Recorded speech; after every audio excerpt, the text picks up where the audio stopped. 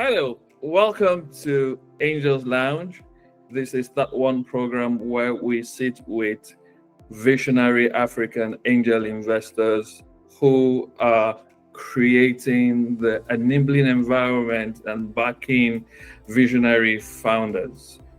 We sit with them to understand how they think, what they feel like, how they choose the founders, what founders they're choosing, what traction means to them, and different conversations, stories, and insights around angel investing across Africa. My name is Solman. I'm your host. On this episode of the program, we're honored to host a trailblazing technopreneur and advocate for diversity in tech. Born and raised in Lagos and educated in the UK, Ire, who's our guest, Ire Aderinokun. I hope I didn't murder that name, but Ire is with us, and she's a self-taught front-end engineer. She's a UI designer and Nigeria's first female Google expert in HTML, CSS, and JavaScript. She co-founded Helicarrier, formerly Bicons, which is a Y Combinator-backed crypto fintech startup where she serves as COO and VP of engineering. Ire is just a huge blessing, and we're grateful that she joins us today. Ladies and gentlemen, Ire is in the building. Yeah. Tell us about yourself, Ma. Okay. I was thinking that this is a bit more difficult now because I'm sort of somewhat in a transition, but I call myself under three umbrellas, like an investor, an entrepreneur, and a software engineer. So I started off my career as a software engineer, which is what I did for, I'll say, most of my professional life. And I also co-founded a cryptocurrency/blockchain company. I did that for about 7 years. And I recently just finished an MBA at INSEAD and sort of using that to help me in this transition to being more of like a professional investor. I've been an angel investor for maybe like 5, almost 6 years now, but making it my main job now. So that's somewhat a brief description of the different things I've done.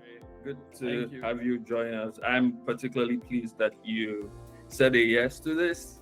Yeah, of course. Why would I? Considering that your moonshot standard. Oh gosh.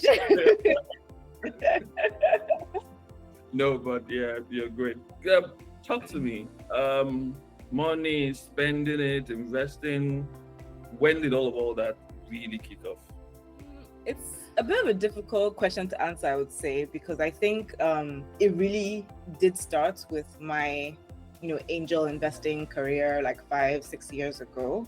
Prior to that, obviously I come from a family where my dad was a banker. I have a lot of like uncles that work in finance, so they would always teach us about finance, but I had never really gone out to do something on my own before.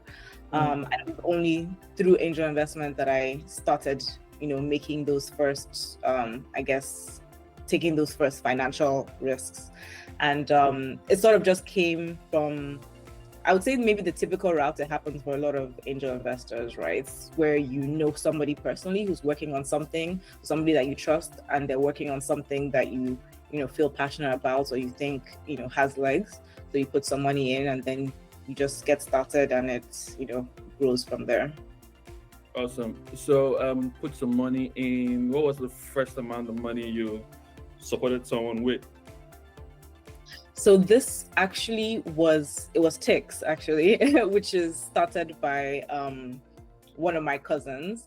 So Tix is like a ticketing platform. Tix Africa now, yeah? Yeah, Tix.Africa. Go and manage all your events through Tix. But yeah, of course, like I said, somebody that I knew personally, like she's a family member. And she had been working in the events space, specifically, food, organizing Eat Drink Lagos. I guess she was also at this intersection between being the person who could really identify this is a need, because she was organizing these events, right? And knew that, okay, this sort of management platform for events didn't really exist for the country at that time. So somebody who had that firsthand experience that could actually solve the problem. And I was like, okay, something I felt passionate about and somebody I can trust. So put in that first check. Right. Still didn't tell me how much it was. Oh, why do I have to?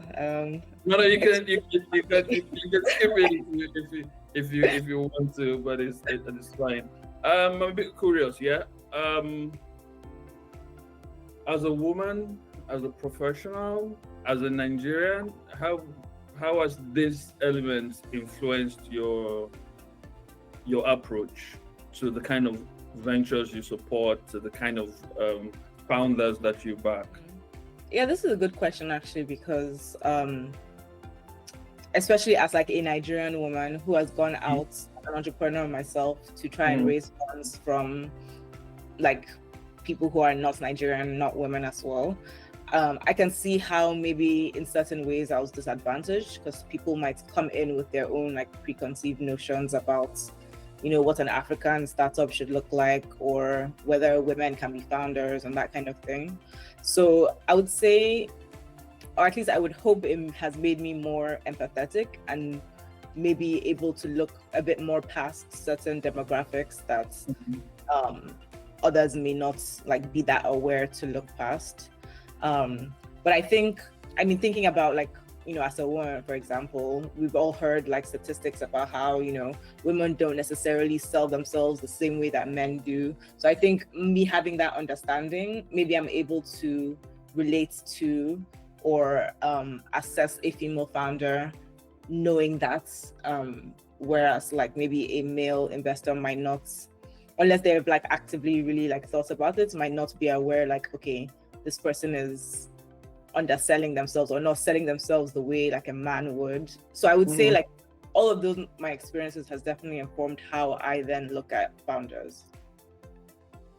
And have you made, you know, a few concrete decisions based on those particular lenses? Would you say, okay, business this, business that was done from a gender lens, for example? I would not say I've made any like direct investments with that lens, like saying like, okay, this person is a woman, so I want to specifically invest in them or not. But I have invested in funds who are focused more on women, for example. So for example, like First Check Africa focuses on backing startups that have at least one female founder. But I think it's maybe backing like a fund that does that.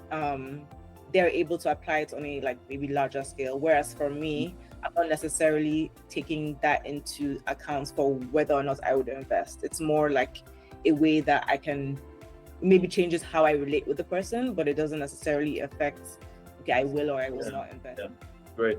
So cryptocurrency, blockchain, a woman, Africa, those are very unconnected elements really from where we stand, you know, and you probably would think that it's more masculine, you know, blockchain, Africa, ooh, you know.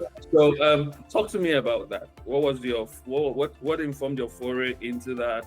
Would that be software engineering that dragged you in that direction?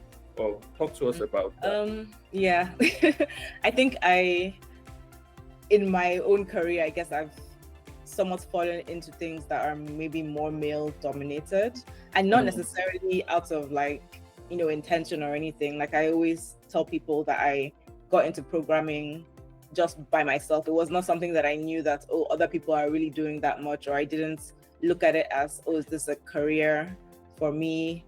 And I think in that way it helped me, because I wasn't given the opportunity to think, oh no, maybe this is not for me because I'm a woman. I was just kind of like doing it almost just oblivious to anything, right?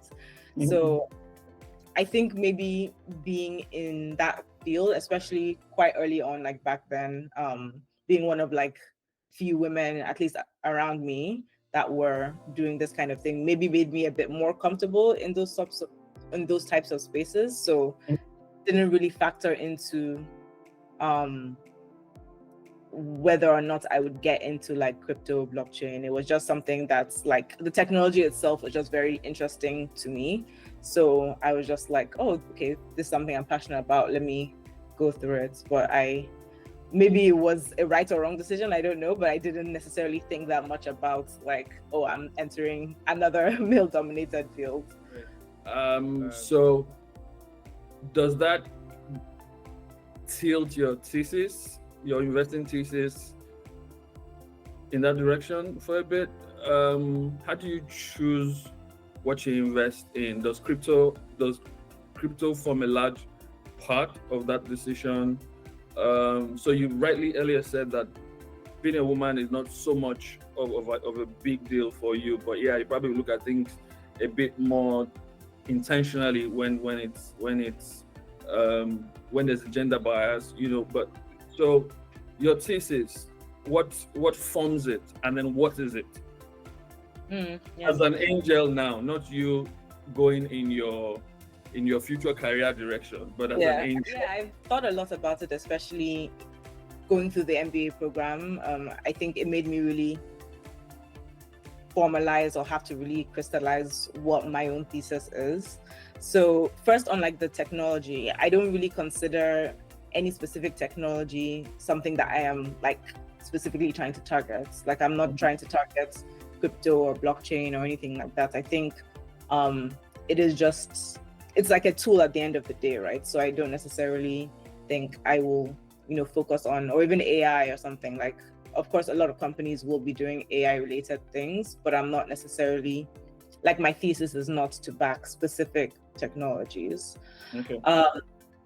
I would say that my general thesis is more about backing specific founders that are building problems that I feel like are impactful, and problems that they themselves have that drive to solve, like whether it's through like their lived experience, which I think is always quite helpful, but it doesn't necessarily always have to be the case. But I think that's one of the things I would look for. Like, okay, do you have that really like close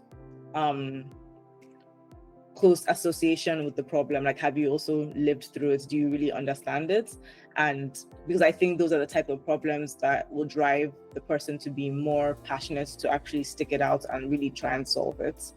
And like I said, the other side of that is the problem themselves being, or the solutions being, really impactful. And I've thought a lot about, okay, what does impact really mean, especially in the context of Africa, because sometimes people just say anything to do with Africa is impact, and I don't know that I necessarily believe that. Yeah. So I think when I think about impact, I'm way more, I would say, like, biased towards the social side of impact. So things that are making a difference in, people's lived experiences now, and that could be through like, fintech or banking, giving people access to credit, or it can be like agriculture, it can be healthcare, any of that kind of stuff. So it is, I feel, quite broad, but I would say that I am more focused on, okay, can this person solve the problem, rather than the details of what the actual problem are and what technology they're using. Would you say that you're generally sex agnostic? Oh yeah, definitely. I mean, I would say generalist, definitely. I was going to say that obviously I have somewhat of a bias towards technology, but I think technology is in everything. It's almost like where I see AI going to in the future, right? I think like AI is not even itself really a niche. It's like in everything as well. So True that. Yeah. So if it's not capital, what else does an angel provide? I think that early guidance is really helpful, because a lot of the time angel checks are like the first check into a company, and a lot of the times you have that direct access to the angel, right? So it's not like they always just put money in and then that's kind of it. It's like, okay, you now have this person in their network and also whoever is in their own network. So I think one of the things an angel can bring is their network, their own personal professional network, and what introductions they can make. So I think just that early, almost business development, I guess, business development, advisory, that kind of thing. But of course, to a limit, right? At the end of the day, it's not like they're necessarily, in the company with you. But I think when it's very early stages, they can be very helpful and quite involved. Great. So I'm thinking to myself, how do you filter? How do you choose who you back in terms of the founder now? I think this is a very difficult question because as much as we, try to put formal processes on everything, I think when it comes to angel investment, at the end of the day, like as an angel, you're operating by yourself, right? You're not necessarily, unless you're within a network, right? But for the most part, you are the one making the final decision at the end of the day. So after you do all of your research, it's going to come down almost to a gut feeling. It's just going to come down to like, okay, what do I feel at the end of the day? I've taken into account everything. What do I think? And that's why I think having that relationship with the founder is really important, and knowing that this is somebody, having that trust with the founder, because even if, they change their product a million times, or, this particular company fails, I think having that relationship and trust with the founder is really important because it can be, long lasting. How do you view? So you get 20, 30 decks thrown at you, or you're in a pitch meeting, a pitch event, there's something going on, and then you're listening to different people talking to you. How do you know, really? How do you know that, hey, I think I like this, or I think I like this person? Talk to me about gut feeling, How does that feel? Yeah, I mean, I have to say it's definitely like there's no exact science to it. Like it's something you develop over time, and you get to know, okay, this is the kind of person that you feel like you can trust or not. But at least for me, the way I go about it is really understanding their background and their story and what brought them to solving this problem. And that's also why, like I mentioned before, having the lived experience helps. So I know that their motivations, if I feel like I really understand their motivations for building this, and then I feel like they have the, whatever qualifications that I think are necessary towards actually executing, then I think that is like a major first step. And of course, basic things like, okay, how open and honest is the person, or does this person seem? Like, do I feel like they're just trying to sell me a story, or like everything is perfect, all the graphs are going up, like there's no no risks, there's nothing. I feel like the person who's trying to paint that picture would definitely make me think twice in terms of, okay, can I really trust them to be open when things are rough, because things are always going to get rough, right? And like, do they seem like the type of person who's just going to try and hide everything, or be more open? And then you're able to tell this. How long does it take you before you're able to say, okay, I think I'm gonna go with this person or not? I think it would take definitely a few different meetings, I would say maybe minimum like 3 to 5 meetings of like actually speaking. So in all this talk now, as I'm pitching to you now, you will not give me money. This is not enough time. After all this pitch I've been pitching to you now, you just now decide that you'll not give me money. You can get back to me in like a few weeks after we've had another few calls. Then we can discuss. Okay. I'm going to go and refine my pitch. I'm going to go and study you some more, and I know what you like, the restaurant you like to go to, and then I will bump into you there a few times, and then That's also a red flag. What do you mean you bump into me? It's my favorite restaurant. So I just happen to be there. Yeah, happen. Okay, now I Yeah, know. I just, I know the tricks. yeah. You used the phrase I love, red flags. Tell me about some of them that Hmm. you're really not comfortable with. Things that you say and be like, hey, I'm not going there. I would say one of the major things for me is a lack of traction, or a lack of like trying to execute. Like somebody who tells me that they can't launch anything, any version of their product until they have raised X amount of money. Because I think there's very limited companies that you really do need, unless you're building something with hardware or something that's like some sort of like deep tech that you're really doing like on a large scale. I think there's very few startups that you can't start something without money. So I feel like a person who is not willing to bootstrap and do something to show like, okay, this is some sort of like validation of the products, or like they've talked to a customer, that kind of thing.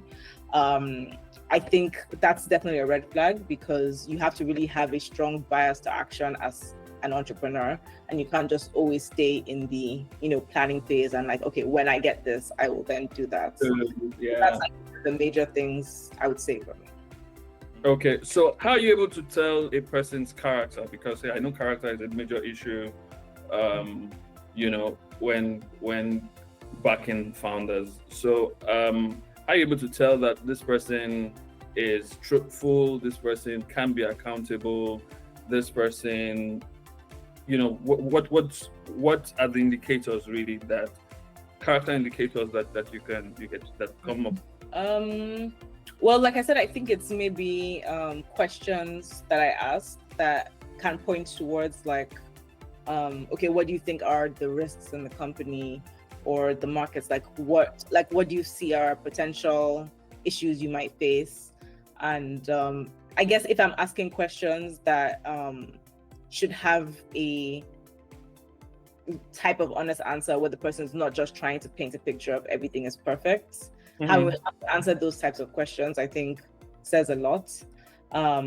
This is one where it's also helpful to have other people that you speak to.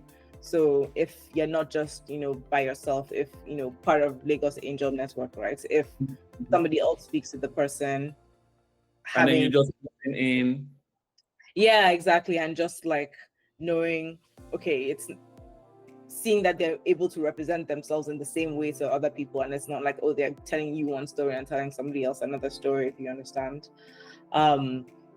Yeah, it's definitely difficult, I'll say again, because people can lie, right? But at the end of the day, you have to try. You make it sound like that. that's really direct. Yeah, I mean, it is possible, I'm just saying, but I'm like, I don't think a lot of people do, at least not intentionally. I think they don't necessarily realize that maybe they're just trying to, like I said, paint this picture. But I think giving really honest answers, I think, is a green flag, because there's no business that is just completely, no risks, no anything. So as you spoke on, I remember a meeting where I was, and there was this lady who showed up to randomly pitch, because as far as I was concerned, it wasn't a pitch event, but she thought there were people there, and then she needed to just pitch her business. And then she was talking about, I think she's in the wellness space, personal nurse kind of thing. And I'm like, yo, do you have a boyfriend? And she got upset. Sir, we're not here for that kind of matter. I'm like, hello, take it easy. I just asked a simple question, and so I'm extending your thoughts. I wanted to see what her reaction would be if I went in that direction. And she was livid, she was angry. Why would I ask her that kind of question? And I laughed so hard. And I said, the reason why I asked was because if you have a boyfriend, I'm not sure he would allow you continue in this line of business where you're a personal nurse to several people with your looks for a long time. And she goes, oh, is that what it is? I say, yes, that's what it is. I don't know you. I don't have any business with you, but I wanted to see what your reaction would be, to a question like that. And her reacting like that, she didn't quite know that other people were paying attention to what looked like a simple conversation between me and her, and everybody else in the room just turned their attention to her, focused on her because of how she reacted to that one simple pointer. And so, yeah, I totally agree with the fact that when there are others listening in and watching in on the conversation, it probably would help you see some things that you probably would not have seen. I remember also one other gentleman who came to the land deep dive, and an angel investor asked him a question, and he was miffed. He was pissed that somebody would ask him that question. And what the question really alluded to was the fact that he had not done enough research, and the investor asked him that. And guess what? Everybody who was on that call, who were rooting for him before that moment, just go, hey, this guy cannot be trusted. It'll be some trouble down the line if he can't answer this simple question with a simple, like you say, I don't know, I'm not sure, or just be truthful to say, oh, we've not looked in that direction, we'll take note of it. Because when a founder comes across as they know a lot, is that a red flag? Would it be a problem down the line?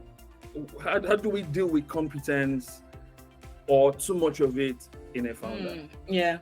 Well, first, going back to the other situation of the woman with the nurse one, that one is definitely very difficult because as women, I'm sure she has had to deal with a lot of people coming and being like, oh, do you have a boyfriend, or trying to actually hit on her and stuff. So it's always very difficult to how do you really respond to that kind of question? Really, didn't know that that's the approach you are taking.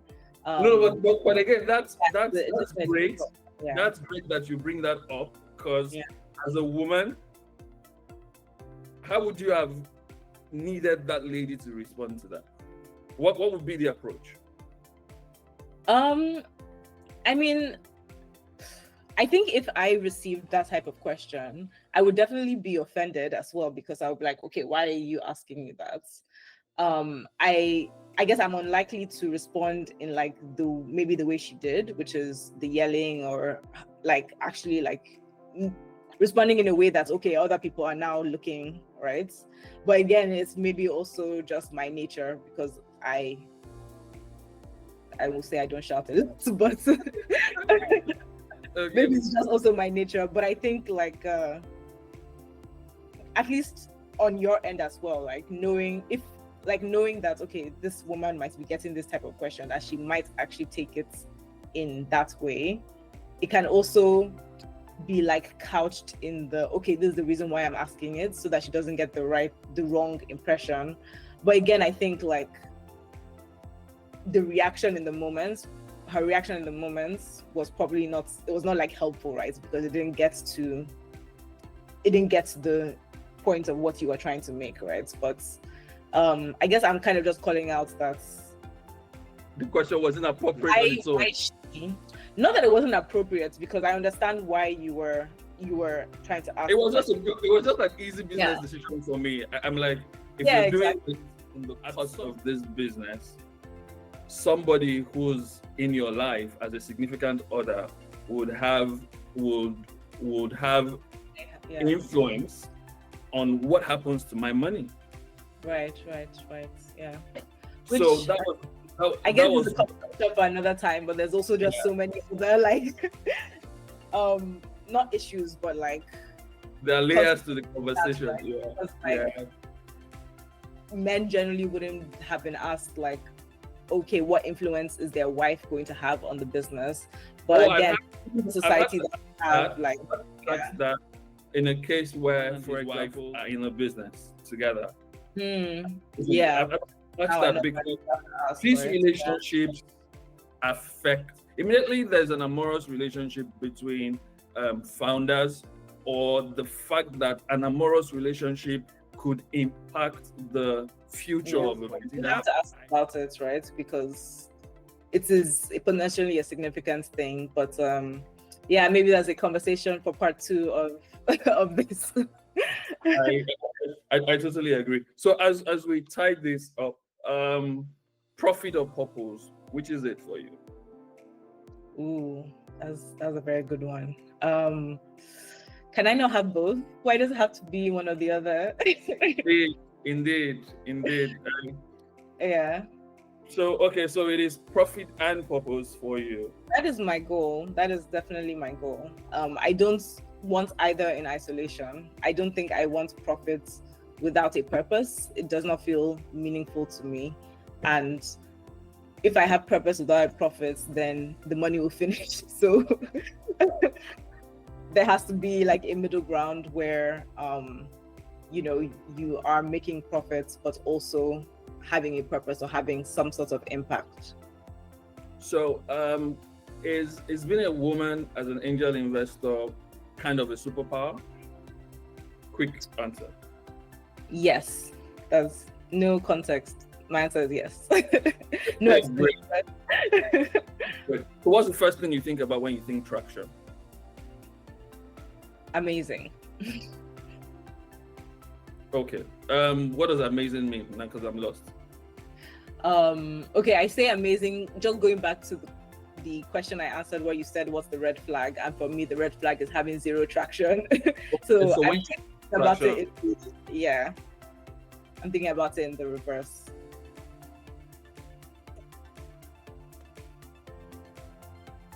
Hello?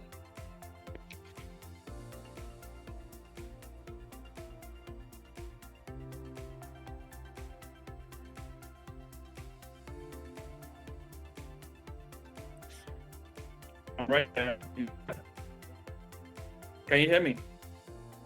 Hi, sorry. I don't know, it broke off, but I can hear you now. Can you hear me? I can hear you clearly. I can hear you clearly. Okay. The last one that blew your mind. It broke up again. The last one? Founder blew your mind. The last founder that blew my mind. Can you still hear me? Because I can't tell. I'm right with you. Okay, I'll continue then, even though I can't really hear you.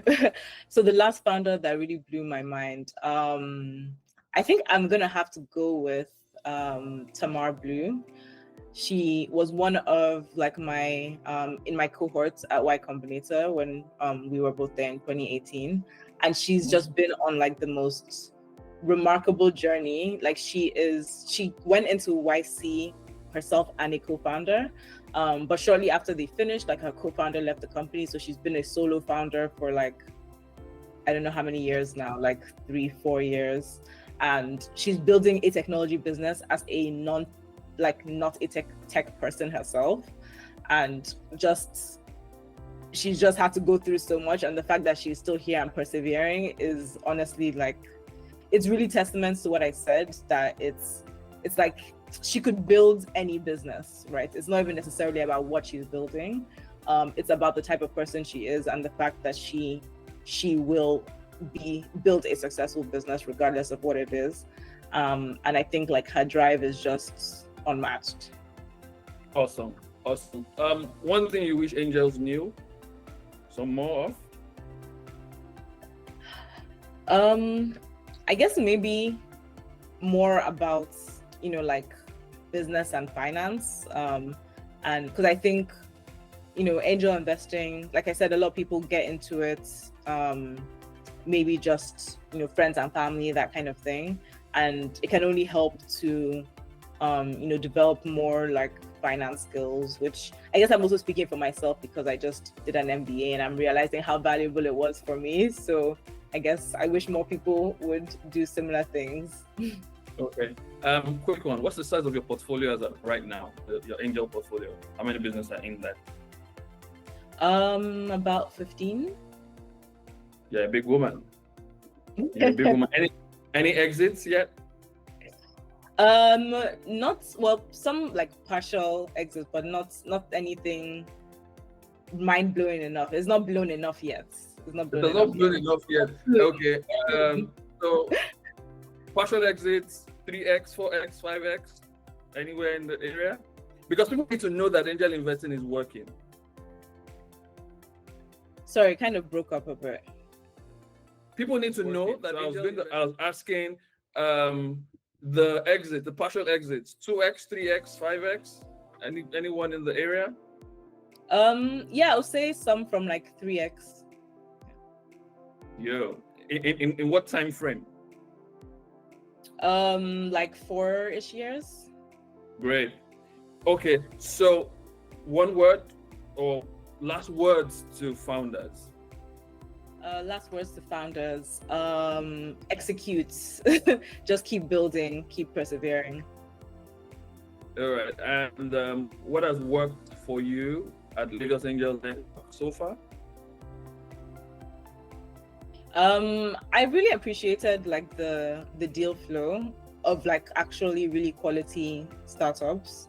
I think it's been really helpful, and it's been really great to have not just, you know, like decks, right, but just actual like assessments done, so I can come into something knowing there's already like a baseline level, and I can also just rely on, you know, the hard work of people like you and the rest of the team. Great, fantastic conversation, and I'm super grateful, Ire. Thank you so much for coming through.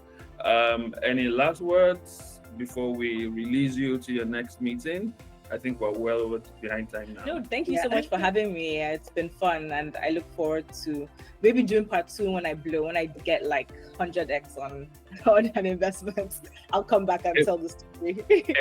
It'll be good. We're working so that the angels can talk more from a place of exit. But thank you so much for coming through. Super grateful. Super grateful. Yay!